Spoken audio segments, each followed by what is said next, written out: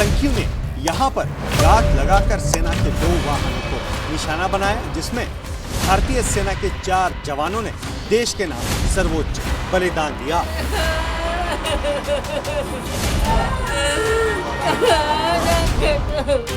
जम्मू के राजौरी और पुंछ जिले में लगातार आतंकियों को ढूंढने के लिए ऑपरेशन जारी है।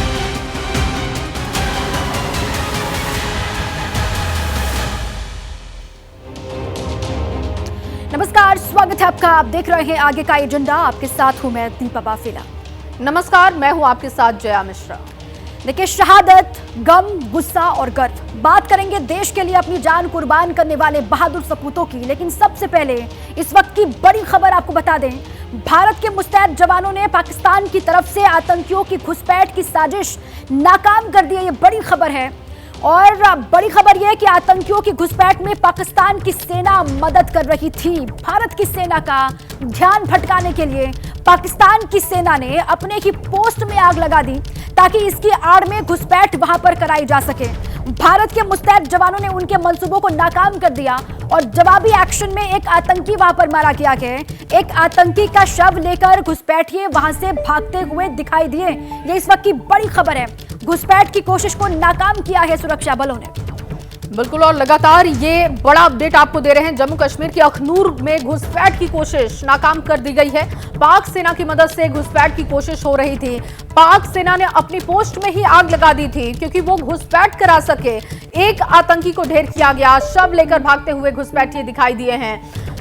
आतंकी हमले में हमारे 4 जवान शहीद हुए और उसके बाद से सर्च ऑपरेशन लगातार चल रहा है। एक्शन तेज है और इसी बीच ये बड़ी खबर आपको दे रहे हैं। जम्मू कश्मीर के अखनूर में घुसपैठ की कोशिश नाकाम की गई है। पाक सेना की मदद से घुसपैठ कराने की कोशिश हो रही थी और जो घुसपैठ की कोशिश की जा रही है उसी पर और ज्यादा जानकारियों के साथ हमारे साथी अजय बाचलू जुड़ चुके हैं। सीधे उनका रुख कर लेते हैं। अजय, पाकिस्तान की घुसपैठ वाली साजिश को सुरक्षा बलों ने नाकाम कर दिया है। क्या जानकारी इस ताजा बड़ी खबर को लेकर, अजय? देखिए, जम्मू के अखनूर सेक्टर के का ये इलाका है जहां से पाकिस्तान ने इस तरह की हिमाकत की और आज तड़के करीब 4 घुसपैठियों की मूवमेंट जो है वो सेना ने अपनी सर्विलेंस डिवाइसेस में नोटिस की कि 4 घुसपैठिए जो हैं वो भारतीय सीमा की तरफ आ रहे थे और जब उन पर रिटेलिएट किया गया, उन्हें चेतावनी दी गई, फायरिंग की गई, तो उसमें से जो डिवाइसेस में आया है उसके मुताबिक एक घुसपैठिए की मौत हो गई है और जो बाकी 3 घुसपैठिए हैं वो उसकी बॉडी को, उसके शव को वापस पाकिस्तान की तरफ ले जाते हुए इस सर्विलेंस डिवाइस में दिख रहे हैं। लेकिन इससे बड़ी बात एक और ये है कि पाकिस्तान ने छंब सेक्टर में जहां से एक घुसपैठ की कोशिश कराई गई, वहां पर पाकिस्तान ने अपनी ही एक पोस्ट में आग लगा दी, उस पोस्ट को आग के हवाले किया। मकसद ये था कि भारतीय सैनिक इस आग को देखकर थोड़ा उनका ध्यान भटके और वो अपनी इन्फिल्ट्रेशन को सक्सेस कर पाए, इन्फिल्ट्रेशन में सफल हो पाए। लेकिन यहाँ सराहना करनी होगी भारतीय सेना के जवानों की, जिन्होंने इस इन्फिल्ट्रेशन बिड को, इस घुसपैठ की कोशिश को नाकाम किया और पाकिस्तान ने भारतीय सैनिकों का ध्यान भटकाने के लिए अपनी पोस्ट में आग तक लगा दी। बिल्कुल अजय, और भारतीय जवानों ने अखनूर में बड़ी घुसपैठ की कोशिश को नाकाम कर दिया है। आप हमारे साथ बने रहिए, आगे भी आपसे अपडेट लेंगे। इस वक्त एक और बड़ी खबर आ रही है, अपने दर्शकों को वो बड़ी खबर दे दे।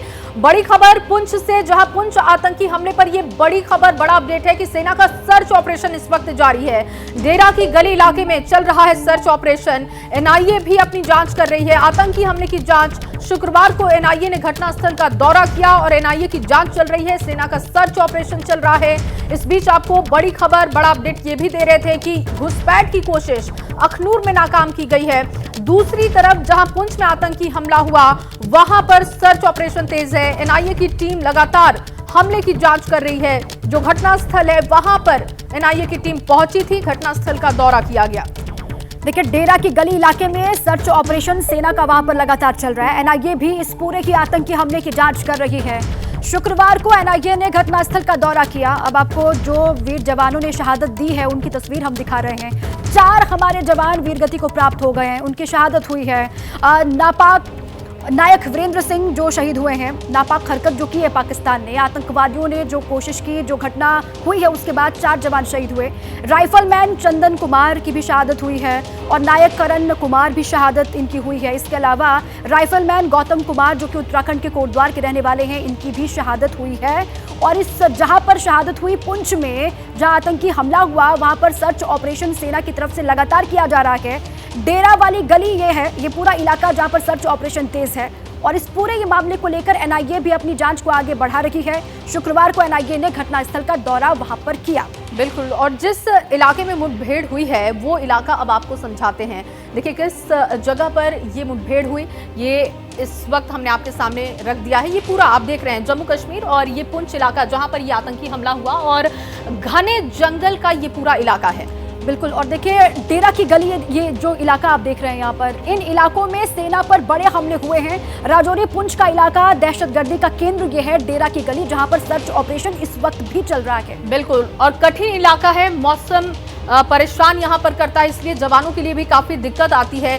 राजौरी के इलाके के बारे में इस वक्त बात कर रहे हैं और देखिए 2021 के बाद जो पुंछ वाला इलाका है वहां पर घुसपैठ की काफी बार कोशिश की गई।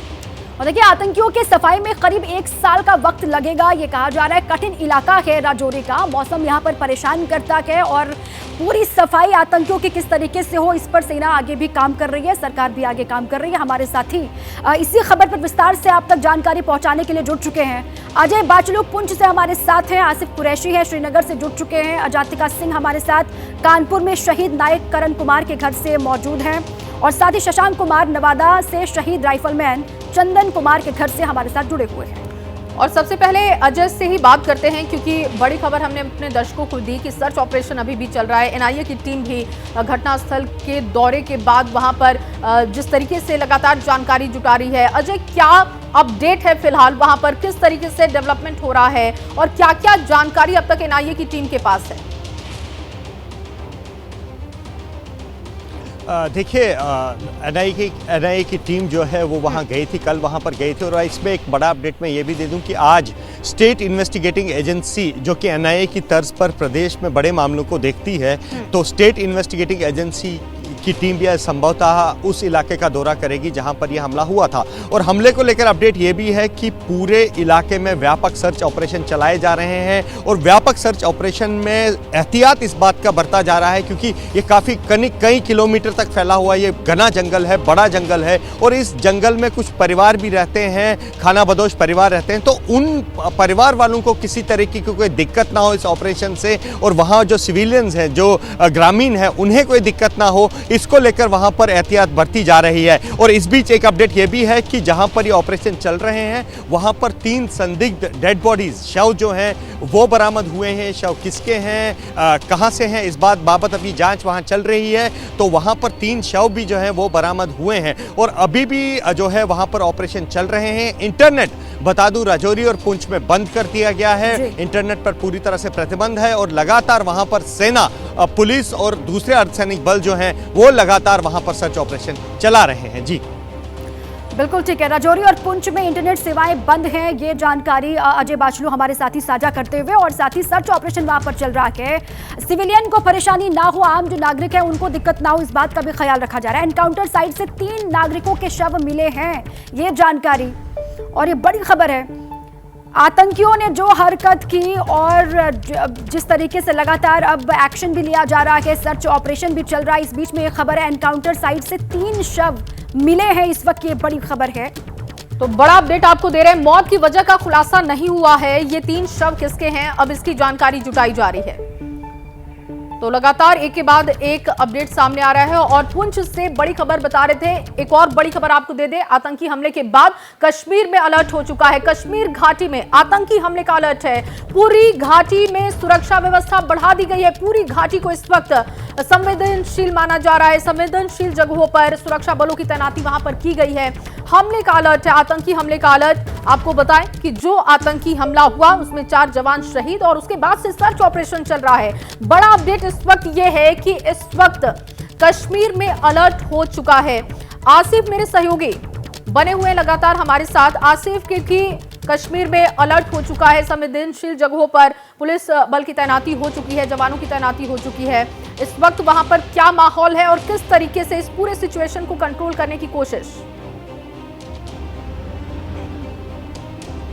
देखिए, जब से पुंछ का ये हमला हुआ है, लेकिन मैं बता दूं कि जो ये हमला हुआ है ये पीर की गली के पास हुआ है और माना यही जा रहा है कि हमलावर अगर वहां से निकले होंगे तो वो शोपियां और कुलगाम डिस्ट्रिक्ट्स में आ सकते हैं, यानी कश्मीर घाटी में इनका आगमन हो सकता है। इसी के चलते सुरक्षा बलों के लिए एक अलर्ट जारी कर दिया गया है। सीआरपीएफ की तरफ से अपने यूनिट्स को खासतौर पर पुंछ, राजौरी और अनंतनाग और शोपियां में अलर्ट रहने के लिए कहा गया है, एसओपीज फॉलो करने के लिए कहा गया है और ऑपरेशंस तक करने पर भी ब्लाइंड ट्रस्ट, यानी अपने सोर्सेज पर ब्लाइंड ट्रस्ट ना करने की बात कही गई है। सीआरपीएफ की तरफ से जो अलर्ट जारी किया गया है अपने यूनिट्स को, खासतौर पर जो काउंटर इंसर्जेंसी ऑपरेशंस में लगे हैं, कि ऑपरेशन शुरू करने से पहले तथ्यों की जांच करें, क्योंकि ऐसा ना हो कि मिलिटेंट्स की तरफ से उनको ट्रैप में लाया जाने की कोशिश हो और जिस तरीके की घटना सुरनकोट यानी डेरा की गली में हुई है, इस तरीके की कोई घटना कश्मीर घाटी में हो। खुफिया एजेंसी ने पहले ही एक अलर्ट जारी किया है जिसमें कहा गया है कि जिस तर्ज पर हमला डेरा की गली में हुआ है, क्योंकि पीएफ के आर्डर जो है वो दक्षिण कश्मीर में भी मौजूद है, तो वो एक और वारदात को अंजाम दे सकते हैं, ताकि सुरक्षा बलों का जो ध्यान है वो जम्मू से हटके कश्मीर घाटी की तरफ आए। इसीलिए पूरी कश्मीर घाटी में एक हाइटेंड अलर्ट है। कॉन्वॉय मूवमेंट्स को सतर्कता से जाने के लिए कहा गया है, आरओपीज बढ़ा दी गई है, वाहनों की चेकिंग बढ़ा दी गई है और जगह जगह नाके लगाकर जो मूवमेंट है उसको कंट्रोल करने की कोशिश हो रही है, क्योंकि जिस तरीके का माहौल इस समय डेरा की गली के ऑपरेशन के बाद वहां पे चल रहा है, ऑपरेशन अभी भी जारी है, मुठभेड़ कभी भी हो सकती है। जो पुंछ में हुआ वो घटना ना दोहराई जा सके आतंकियों की तरफ से, इसको लेकर पूरी तैयारी कर ली गई है। वहां पर भी अलर्ट जारी किया गया है। आप रहे हमारे साथ, लौटेंगे आपके पास। अजातिका सिंह का रुख कर लेते हैं। कानपुर में शहीद नायक करण कुमार के घर से वो जुड़ी हुई है हमारे साथ। अजातिका, पूरे देश में गम, गुस्सा देखा जा रहा है और कहीं ना कहीं गर्व का भी ये क्षण है, क्योंकि जो शहादत दी है उसको पूरा देश सलाम कर रहा है। वहां पर लोग क्या कुछ कह रहे हैं और कैसा क्या बता रहे हैं परिवार के लोग? देखिए, दिलेरी, जाबाजी और अपने बहुत ही हंसमुख व्यक्तित्व के लिए जाने जाने वाले शहीद करण सिंह जी के परिवार के साथ इस वक्त मैं मौजूद हूँ और पूरे गांव में इस वक्त विलाप सुनाई दे रहा है। रोने की, चीखने की आवाज़ें आ रही हैं।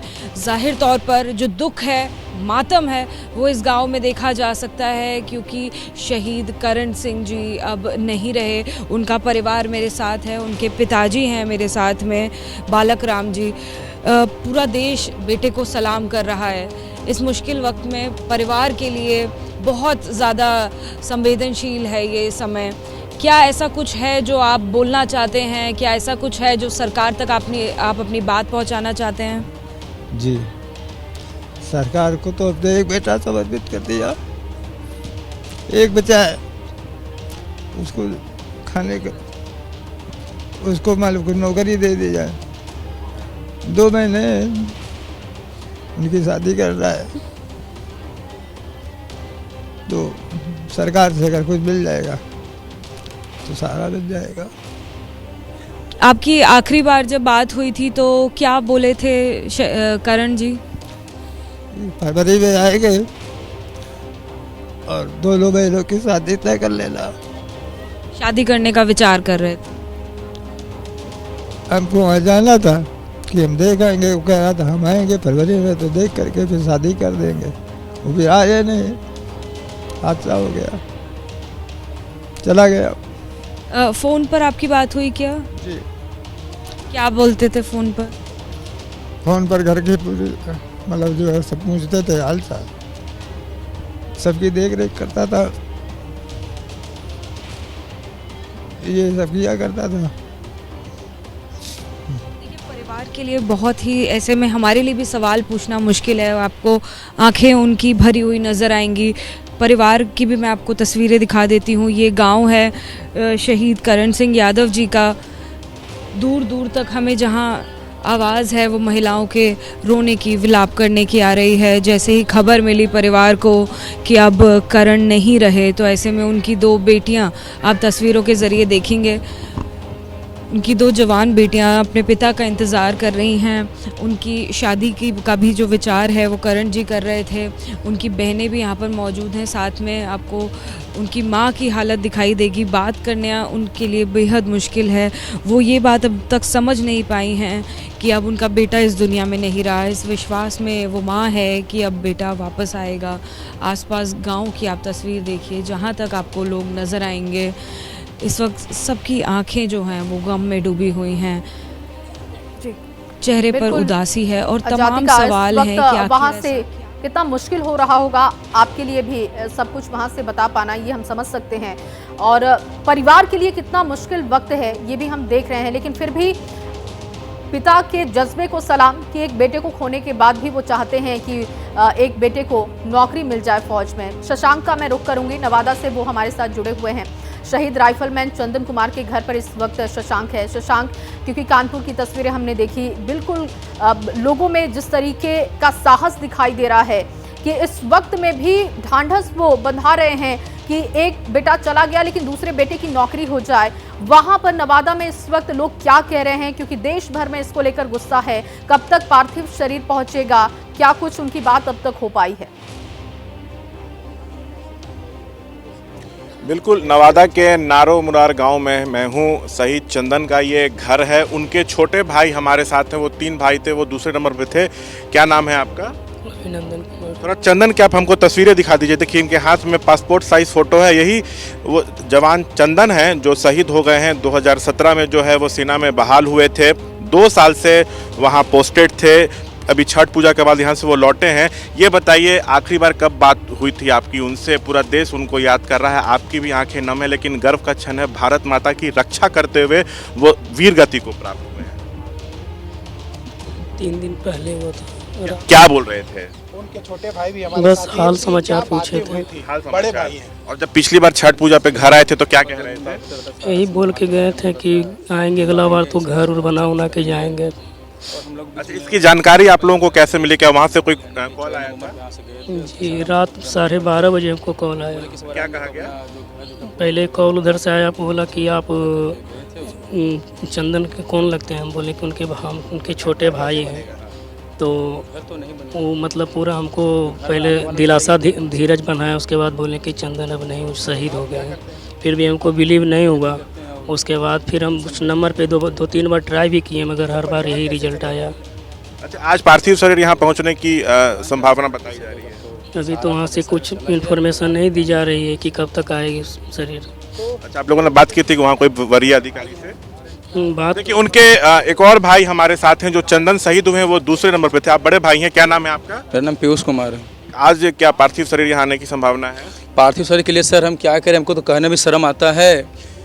एक मैं तुम्हें भाई को खो दिया, उसके बाद भी वहाँ के अधिकारी लोग स्पष्ट सूचित नहीं कर रहे हैं कि आपका पार्थिव शरीर कब हमको मिलेगा। उसका भी एक प्रोसीजर होता है। जो प्रोसीजर है सर, उसका भी कोई लिमिटेशन होता है उसका ना। 3 दिन मेरे भाई का शहीद हो गया है, क्या उसको काम नहीं रखिएगा क्या? जब मेरे भाई का बॉडी जब वहाँ पर बर्बाद। देखिए वो पूरा देश उनको याद कर रहा है, सलाम कर रहा है। आप पिताजी हैं। क्या नाम है आपका? लास्ट टाइम आए थे तो क्या बातचीत हुई थी या फोन पर क्या बात हुई थी आखिरी बार आपकी उनसे? बात तो ये थी कि अभी हम जा रहे हैं, मार्च में हम आएंगे, मार्च में आकर के मकान बनाएंगे और जो काम होगा उसका सीधा तो करेंगे। नहीं, वो बहुत बहादुर थे, जवान थे। देखिए उनके घर की स्थिति हम आपको दिखाते हैं। बहुत ही एक गरीब परिवार है, कच्चा मकान है और वो भी अधूरा है। विशाल, थोड़ा आप घर की तस्वीरें दिखाइए। जब वो छठ पूजा में आए थे तो अपने परिवार से कहते कि ये जो मकान इनकम्प्लीट है इसको मैं पूरा कराऊंगा। घर का वही सहारा थे। आप पिता हैं, क्या उन्हीं की कमाई से घर चलता था? देखिए इस समय सवाल करना भी मुश्किल है आपसे, लेकिन सरकार से आप कुछ कहना चाहते हैं? हाँ, क्या कहना चाहते हैं? उसी से हम लोगों को थोड़ी चल रहा था। अब तो जो वही से बेरोजगारियाँ बैठे हुए हैं, कोई रोजगार है ही नहीं। आप क्या किसान हैं? किसान हैं। कमाने वाले सिर्फ जवान चंदन थे। जम्मू कश्मीर में 2 साल से पोस्टेड थे ना? और शादी कब हुई थी? शादी तो 1.5 साल हुआ, करीब 18 महीना। हमने सुना बचपन से ही उनको सेना में जाने का शौक था, उसके बारे में कुछ बताइए। सेना में तो कभी करता था कि हम जब भर्ती होंगे तो सेना में, और ठीक है ये आज़ाद में जी। मैंने जो है सो हम करेंगे, बस हम जाएंगे तो जब सेना बिल्कुल ठीक है, ठीक है यहाँ पे शशांक, परिवार ये में भी सर्वोच्च बलिदान है और हिंदुस्तान इसको कभी नहीं भूलेगा, इसको याद रखेगा। और ये समझा जा सकता है कि परिवार पर क्या बीत रही होगी, बुजुर्ग माँ बाप पर क्या बीत रही होगी, क्योंकि कभी ना भूलने वाला ये गम है। शुक्रिया आप सभी का हमसे जुड़ने के लिए और बातचीत के लिए। बड़ी खबर आपको बता दें, पुंछ में आतंकी हमले पर बड़ी खबर है। पुंछ में इंटरनेट सेवा इस वक्त बाधित है। आतंकियों की तलाश में सर्च ऑपरेशन तेज है। पुंछ में आतंकी हमले के बाद से इंटरनेट सेवा बाधित की गई है और वहां पर सर्च ऑपरेशन तेज है। आपको बता दें कि इस वक्त इंटरनेट सेवा बंद की गई है एहतियात के तौर पर और सर्च ऑपरेशन लगातार तेज है। एनआईए की टीम भी अपनी जांच कर रही है। सर्च ऑपरेशन आतंकी हमले के बाद से तेज। दुर्भाग्यपूर्ण घटना हुई है और हमारा पड़ोसी इस तरह की नापाक कृत्य करता है। आतंकवाद अंतिम सांसें वहां ले रहा है। आतंकवाद पूरी तरह समाप्त हो, उसका पूरा इकोसिस्टम समाप्त हो, इसके लिए सुनियोजित रणनीति पर काम हो रहा है। ये बड़ी खबर इस वक्त की जो आ रही है वो आपको बता दें, बीजेपी पदाधिकारियों की बैठक का दूसरा दिन है। लोकसभा चुनाव की तैयारियों पर ये आज की मीटिंग बहुत इंपॉर्टेंट मानी जा रही है। जेपी नड्डा बैठक के लिए पहुंच चुके हैं और आज अमित शाह भी बैठक में शामिल होंगे। दोपहर 2 बजे बैठक को संबोधित करेंगे गृह मंत्री अमित शाह, ये कहा जा रहा है। बड़ी खबर, लोकसभा चुनाव की तैयारियों को लेकर मंथन और पदाधिकारियों की बैठक का आज दूसरा दिन है। और जेपी नड्डा बैठक के लिए पहुंचे, ये बड़ी खबर, बड़ा अपडेट आपको दे रहे हैं। कल प्रधानमंत्री नरेंद्र मोदी ने बैठक में जीत का मंत्र दिया था और साथ ही साथ कहा था कि अपना सब कुछ झोंक दीजिए, युवाओं के लिए, महिलाओं के लिए काम कीजिए। दोपहर 2 बजे बैठक को जेपी नड्डा संबोधित करने वाले हैं। आज अमित शाह भी बैठक में शामिल हो रहे हैं। ये बड़ी खबर आपको दे रहे हैं। 2 बजे अमित शाह बैठक में शामिल होंगे। जीत का मंत्र आज वो देंगे कार्यकर्ताओं को। और आपको बताएं कि कल प्रधानमंत्री नरेंद्र मोदी बैठक में शामिल हुए थे। आज दूसरा दिन है बैठक का। लोकसभा चुनाव की तैयारियों पर लगातार मंथन किया जा रहा है। जेपी नड्डा बैठक के लिए पहुंच चुके हैं। अमित शाह भी आज दोपहर 2 बजे का समय बताया जा रहा है कि वो बैठक में पहुंचेंगे। 24 विजय का मोदी मंत्र क्या है, अब ये आपको बताते हैं। बड़ी एलईडी के जरिए ये जानकारी आपको दें, मोदी का मंत्र क्या है 24 विजय का। युवा, गरीब, महिला और किसान पर फोकस रखें, ये पीएम मोदी ने मंत्र दिया है। और इसके साथ ही पार्टी पदाधिकारी मिशन मोड में काम करें, ये भी प्रधानमंत्री नरेंद्र मोदी ने जीत के लिए मंत्र दिया।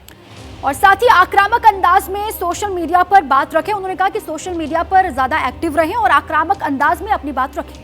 और उन्होंने कहा कि योजनाओं से जुड़े हुए आंकड़े भी शेयर करते रहें, बताते रहें जनता को कि आखिर पार्टी ने अब तक क्या क्या काम किया है उनके लिए। और साथ ही विपक्ष के नेगेटिव प्रचार का पॉजिटिव जवाब दें। उन्होंने कहा कि विपक्ष अगर नेगेटिव करता है प्रहार, तो आप पॉजिटिव तरीके से उसका रिएक्शन कर सकते हैं। बिल्कुल। और इसके साथ ही यूपी एमपी की तरह बूथ मैनेजमेंट पर फोकस रहें, ये भी उन्होंने कार्यकर्ताओं को कहा है। नए वोटर को यूपीए एनडीए सरकार का अंतर समझाएं। नए वोटर जो है उनको ये बात समझाएं कि एनडीए और यूपीए की सरकार में क्या डिफरेंस है। बिल्कुल। और इसके साथ ही प्रधानमंत्री नरेंद्र मोदी ने जो मंत्र दिया उसमें उन्होंने कहा कि जनता को बताएं कि पुरानी सरकार का भ्रष्टाचार क्या क्या रहा है और उसको कैसे हमारी सरकार ने ठीक किया। सरकार के काम से जीवन में आए बदलाव आम लोगों को बताएं, ये पीएम मोदी ने बात कही है। जो सरकार के काम से उनके जीवन में बदलाव आए हैं उनके बारे में लोगों को जानकारी दें, ये बात कही है पीएम मोदी ने। बिल्कुल। और देखिए आज भी ये बैठक थोड़ी देर में शुरू होने वाली है क्योंकि जेपी नड्डा पहुंचने वाले हैं। इसके साथ ही अमित शाह भी आज बैठक में शामिल होंगे दोपहर 2 बजे। क्या अपडेट है ये जानने के लिए सीधे हमारे साथ बताने के लिए जुड़ चुके हैं नीरज, क्योंकि आज फिर से एक बार मंथन किया जा रहा है बीजेपी की तरफ से लोकसभा चुनाव को लेकर। क्या शेड्यूल आज रहेगा, किन किन बातों पर आज फोकस बीजेपी कर सकती है? जी बिल्कुल, आप सही कह रही हैं। कल का आपने पूरा ब्यौरा बता ही दिया है। आज की बैठक शुरू हो गई है। जेपी नड्डा पहुंच चुके हैं, सारे पदाधिकारी पहुंच चुके हैं और इस बैठक में आज अलग अलग जो इनकी योजनाएं चल रही हैं, जो अलग अलग कार्यक्रम चल रहे हैं, जैसे नमो ऐप पर एक प्रेजेंटेशन दिया जाएगा, इसमें सोशल मीडिया का एक प्रेजेंटेशन होगा, इसके अलावा विकसित भारत का एक प्रेजेंटेशन होगा।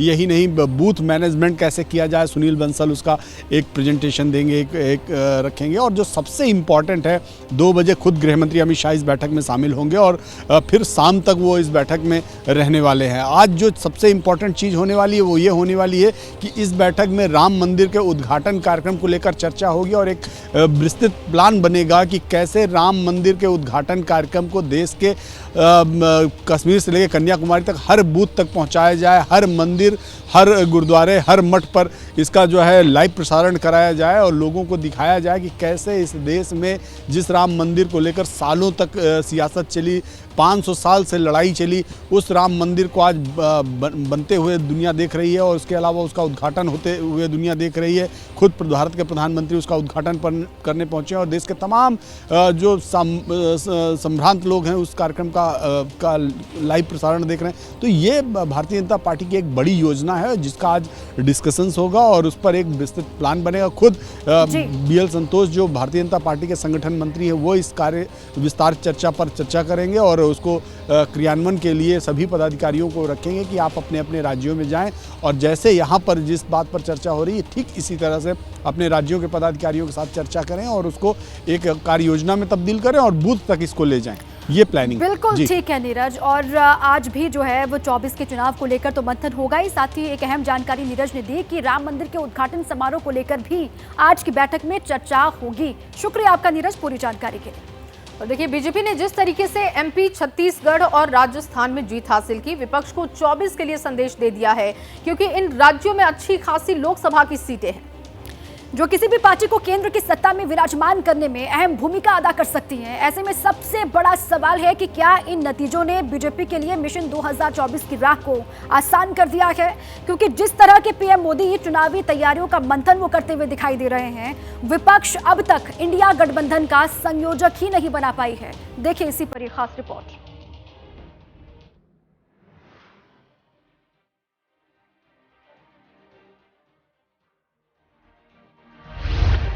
2024 चुनाव के लिए बीजेपी एक्शन मोड में आ गई है।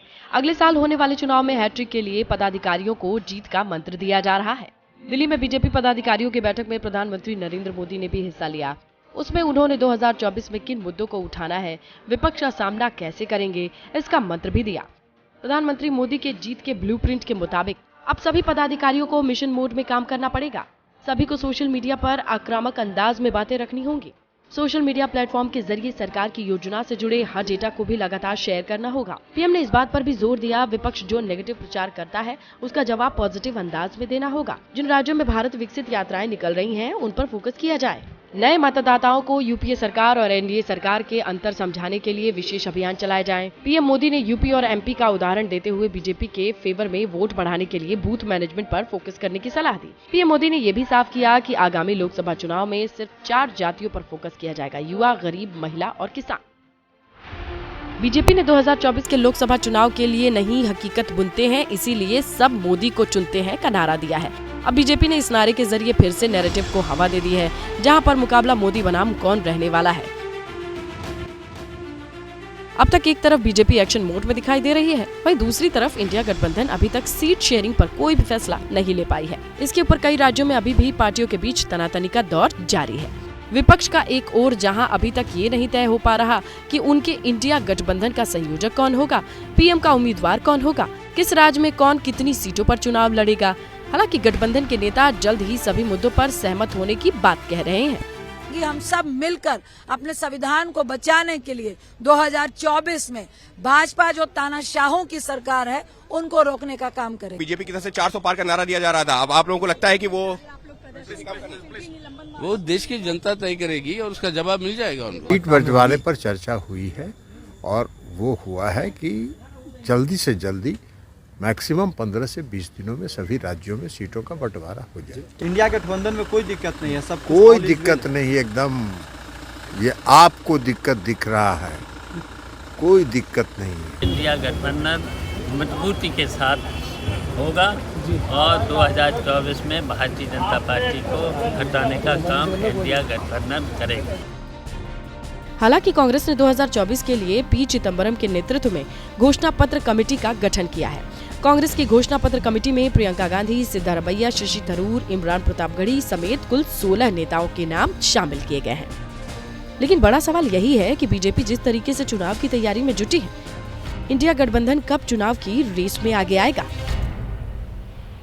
और बड़ी खबर आपको बताएं, लोकसभा चुनाव को लेकर कांग्रेस भी एक्शन में है। गठबंधन के लिए कांग्रेस ने जो कमेटी बनाई है उसकी पहली बैठक है। अशोक गहलोत, भूपेश बघेल, सलमान खुर्शीद और मोहन प्रकाश इस कमेटी के सदस्य हैं।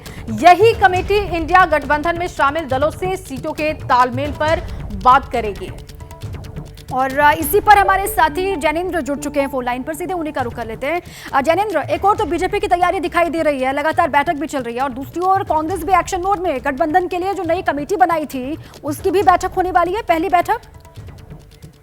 बिल्कुल स्वाभाविक है और महत्वपूर्ण यही है कि ये पहली बैठक है राष्ट्रीय गठबंधन समिति जो कांग्रेस ने बनाई। आपको ध्यान होगा इंडिया गठबंधन की जो चौथी बैठक हुई दिल्ली में, उस बैठक से कुछ घंटे पहले ही कांग्रेस ने इस कमेटी का ऐलान किया और बैठक के अंदर जो इंडिया गठबंधन के घटक दल हैं उन्होंने कांग्रेस पार्टी को सीधा संदेश दिया कि जल्द से जल्द सीट बंटवारे की बात फाइनल कर ली जाए। कुछ पार्टियों ने तो 31 दिसंबर तक का डेडलाइन दिया। मोटे तौर पर यह आम राय बनी कि 15 जनवरी तक सीटों के बंटवारे पर और तालमेल पर जो है वो बात स्पष्ट कर ली जाए। इसी वजह से ये जो कमेटी की आज पहली बैठक है वो महत्वपूर्ण है। ये 5 नेता इंडिया गठबंधन के जो घटक दल हैं, सहयोगी दल हैं कांग्रेस के, उन सबसे राज्यवार सीटों के तालमेल पर बातचीत करेगी और इसी कमेटी की सिफारिश पर जो है वो कांग्रेस अध्यक्ष फैसला करेंगे गठबंधन में सीटों की संख्या और सीटों के चयन को लेकर के। तो जाहिर सी बात है कि दोनों ही खेमों में, चाहे बीजेपी हो या कांग्रेस हो, लोकसभा चुनाव की तैयारियां बहुत तेज है और कांग्रेस के सामने एक अलग जोरों पर दिखाई दे रही है और हर पार्टी अपनी अपनी तैयारी कर रही है। इसी दौरान कांग्रेस की भी तैयारियां तेज दिखाई दे रही है। बहुत शुक्रिया आपका तमाम जानकारी के लिए। पूर्व प्रधानमंत्री और जाट समाज से आने वाले किसानों के बड़े नेता चौधरी चरण सिंह की आज जयंती है। आज मुरादाबाद में चौधरी चरण सिंह की 51 फीट की प्रतिमा का यूपी के सीएम योगी आदित्यनाथ अनावरण करने वाले हैं। और इससे पहले सीएम योगी ने लखनऊ में चौधरी चरण सिंह को श्रद्धांजलि अर्पित की। वो तस्वीर भी आपको हम दिखा रहे हैं। चौधरी चरण सिंह की जयंती का मौका आज है और आज प्रतिमा का अनावरण होना है। 51 फीट ऊंची यह प्रतिमा है चौधरी चरण सिंह की, उनकी जयंती का मौका। और सीएम योगी आदित्यनाथ ने उनको सबसे पहले नमन किया, उसके बाद मुरादाबाद में ही वो मौजूद रहेंगे और वहां पर रह करके सीएम योगी आदित्यनाथ 51 फीट की ऊंची प्रतिमा का अनावरण करेंगे चौधरी चरण सिंह की। आज जयंती का मौका, देश भर में अलग अलग जगहों पर तमाम कार्यक्रम भी किए जाएंगे और साथ ही साथ सीएम योगी रहेंगे मुरादाबाद में और वहां पर वो श्रद्धा सुमन अर्पित करने के बाद ऊंची प्रतिमा 51 फीट की उसका अनावरण भी करेंगे। और देखिए तस्वीरें आपको दिखा रहे हैं। आज जिस प्रतिमा का अनावरण होने वाला है 51 फीट ऊंची, वो तस्वीर आप देख पा रहे हैं। दूसरी तरफ जो विकास के कार्य हैं उसमें भी वो शामिल हुए, लाभार्थियों को उन्होंने।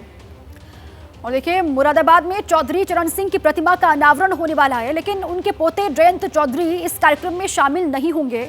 एबीपी न्यूज से बातचीत में जयंत ने कहा है कि उन्हें निमंत्रण नहीं मिला है। दिल्ली में उन्होंने चौधरी चरण सिंह को श्रद्धांजलि अर्पित की और एबीपी न्यूज संवाददाता अहमद बिलाल से उन्होंने खास बातचीत की। इन सबको लेकर आपको सुनवाते हैं।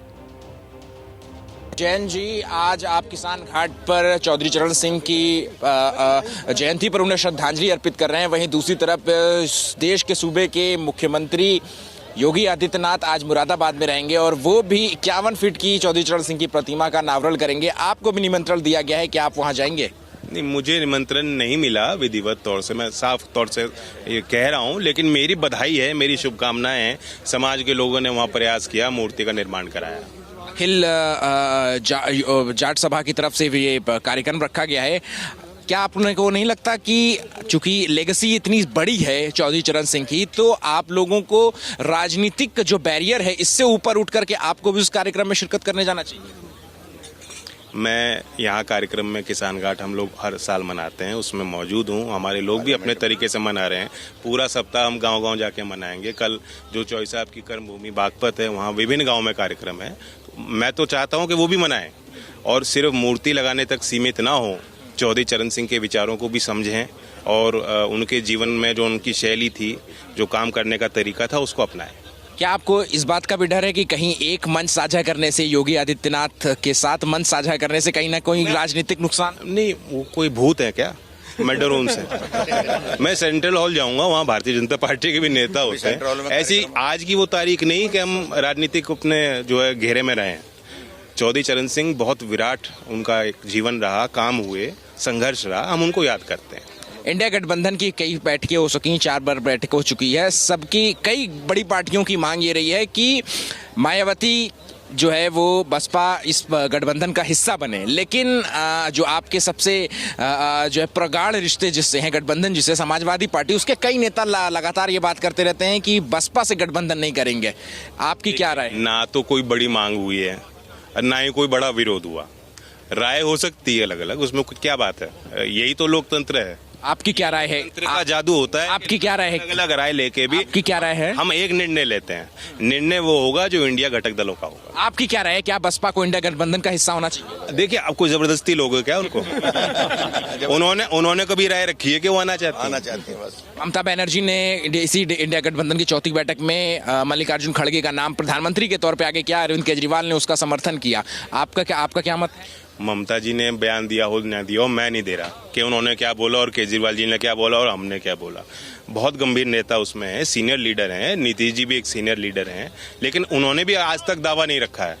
किसी कांग्रेस नेता ने भी दावा अपना नहीं पेश किया कि प्रधानमंत्री मुझे बनना है। हमें सरकार बनानी है भारत के लिए, भारत की तरक्की के लिए, सर्व समाज के लिए। शुक्रिया बात करने के लिए। तो देखिए, ये हैं चौधरी जयंत सिंह, जिनका साफ तौर पे कहना है कि योगी आदित्यनाथ जो है वो जिस जगह पे जा रहे हैं, मुरादाबाद चौधरी चरण सिंह की प्रतिमा का अनावरण करने के लिए, लेगेसी जो है वो चौधरी चरण सिंह की ऐसी है कि जो है वो सभी पार्टियों को, जो लोग भी जाना चाहते हैं, उन्हें जो है वो चौधरी चरण सिंह का सम्मान करना चाहिए। कैमरा पर्सन अनिल के साथ अहमद बिलाल, एबीपी न्यूज, दिल्ली। और जयंत चौधरी के बयान के बाद अब बात कर लेते हैं पहलवानों की सरकार से लड़ाई की। दरअसल बीजेपी सांसद बृजभूषण शरण सिंह के करीबी संजय सिंह के भारतीय कुश्ती महासंघ के नए अध्यक्ष चुने जाने के बाद दंगल जारी है। पहलवान साक्षी मलिक ने कुश्ती को अलविदा कहने के बाद बजरंग पुनिया ने अपना पद्म सम्मान भी लौटा दिया। ये रेसलर काफी समय से बृजभूषण शरण के खिलाफ प्रदर्शन भी कर रहे थे। इन सभी की मांग थी कि रेसलिंग फेडरेशन ऑफ इंडिया के अध्यक्ष पद पर किसी महिला को होना चाहिए था। मैं अपनी कुश्ती को त्यागती हूँ और मैं आज के बाद कभी भी आपको वहाँ नहीं दिखूंगा।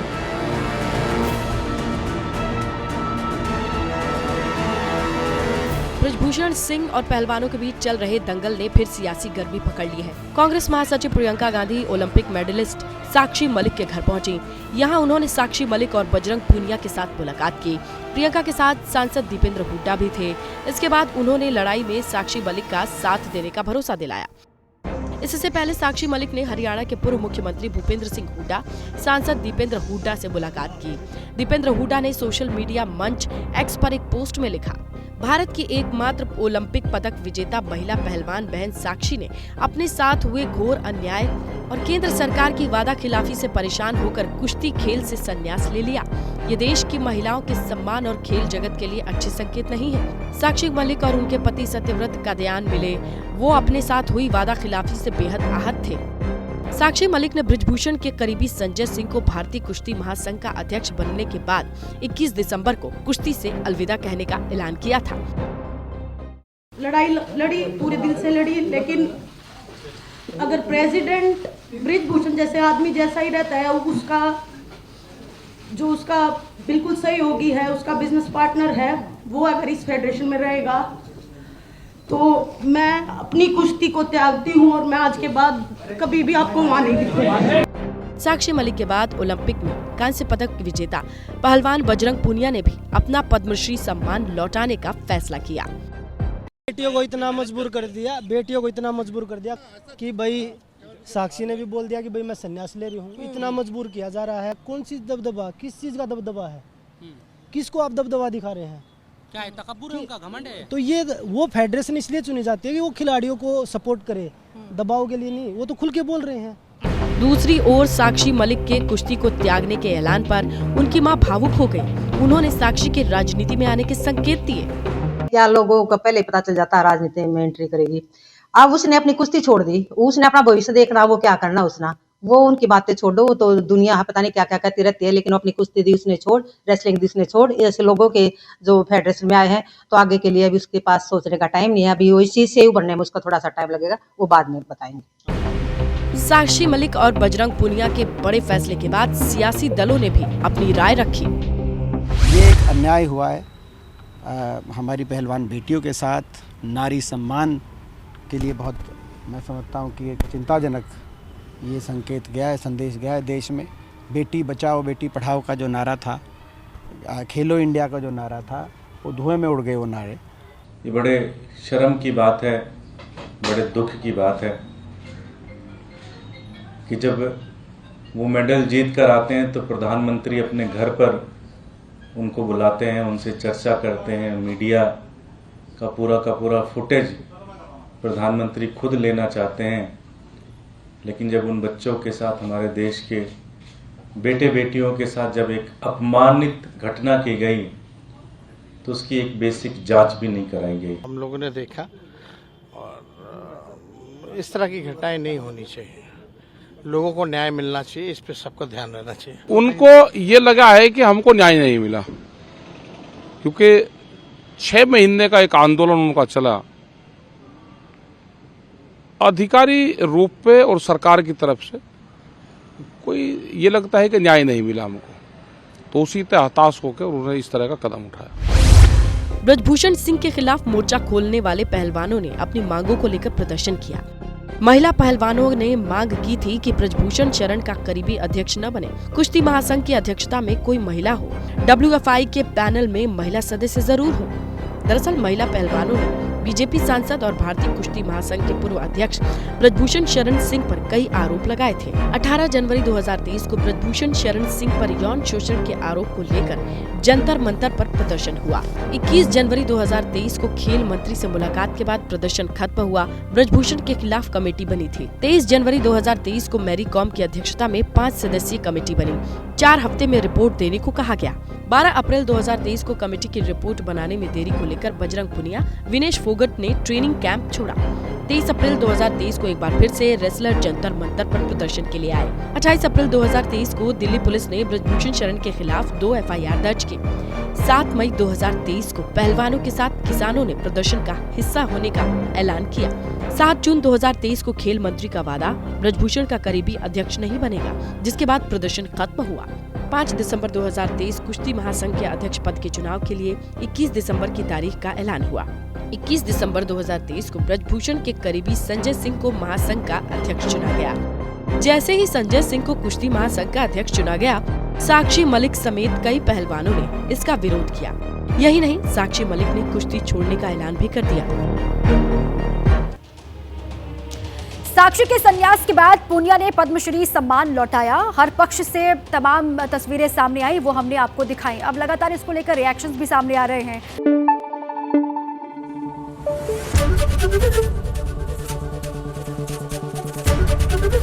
ABP न्यूज आपको रखे आगे।